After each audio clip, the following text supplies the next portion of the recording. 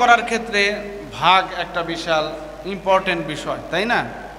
যেহেতু আমরা এত ধনী মানুষ না, আমাদের এককভাবে কোরবানি করা এখন অনেক কঠিন, এই জন্য আমরা অনেকেই ভাগে দিয়ে থাকি।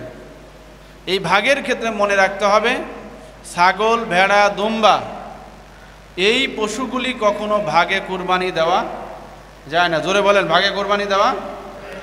শুধুমাত্র উট, গরু, মহিষ এগুলি কি ভাগে কোরবানি দেওয়া যায়।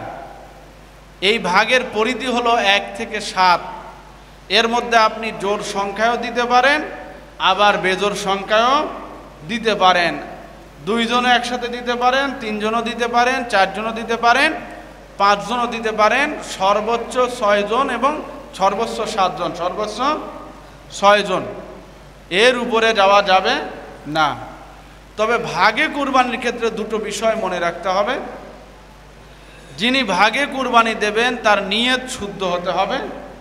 2 নাম্বার, তার ইনকাম হালাল হতে হবে। ইনকাম কি? হালাল হতে হবে। নিয়ত শুদ্ধ।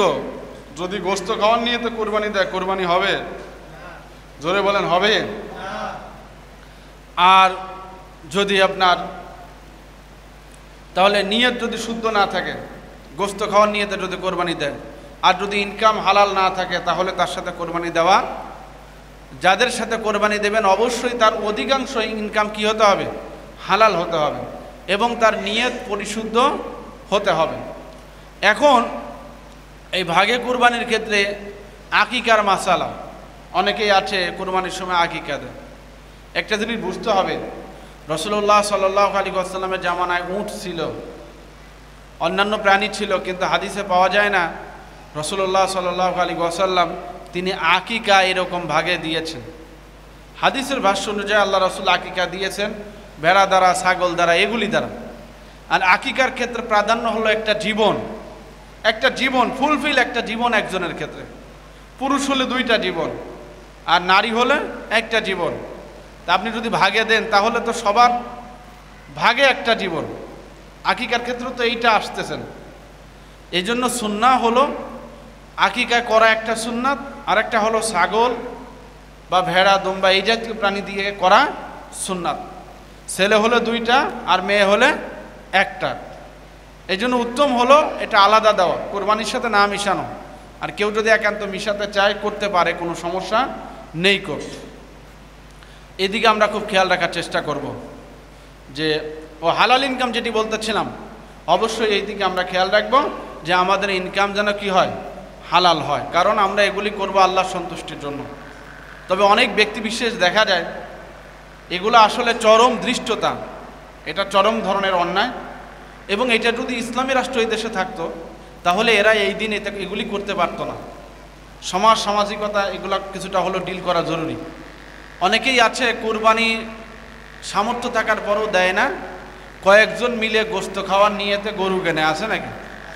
আপনার এলাকায় এরকম নাই? সম্মানিত উপস্থিতি, গরু কেনে 5,000 টাকা দিয়ে ভাগে গরু কিনতেছে গোশত খাওয়ার জন্য। এটা চরম অন্যায়, এবং এটা সর্বোচ্চ প্রতিরোধ করা দরকার। আপনি যদি একান্তই কিনতে চান, কোরবানি হয়ে যাওয়ার পরে আপনি কেনেন, কোরবানি হয়ে যাওয়ার পরে আপনি কেনেন। কিন্তু আপনি কোরবানি হয়ে যাওয়ার আগে এগুলি কিনে গোশত ভাগ করে খাওয়া, এটা ইসলামের এই বিধানকে অসম্মান করা, অবমূল্যায়ন করা, এবং এইটা করার কারণে সে কিয়ামতের ময়দানে আল্লাহর সামনে জবাবদিহির সম্মুখীন হতে পারে। এটা খেয়াল রাখতে হবে। এগুলি অনেকেই করে, এগুলা কিন্তু ঠিক না। আমি তাদেরকে অনুরোধ করব, আপনারা কোরবানিকে অসম্মান করে এই জাতীয় গোশত খাওয়ার নিয়েতে কিছু করবেন না। কোরবানির গোশত তো একটা নিয়ামত, আমি সেটা সামনে বলছি, এটা বরকত। আপনি এই বরকতটাকে অবমূল্যায়ন করবেন না। আপনি এইটা প্রতিবেশী হিসাবে সামাজিকভাবে আপনি কম বেশিতে একটু পাবেনই, তাই না?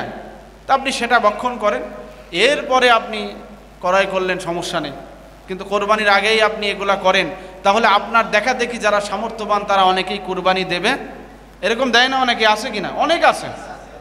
একটা ছাগল, এখন ছাগলের দাম অনেক কম, অথচ সে ইচ্ছা করলে একটা ছাগল 10,000 টাকা ক্রয় করে কোরবানি দিতে পারে। সেইটা না করে কি করে? গোশত খাওয়ার নিয়েতে এগুলি ক্রয় করে।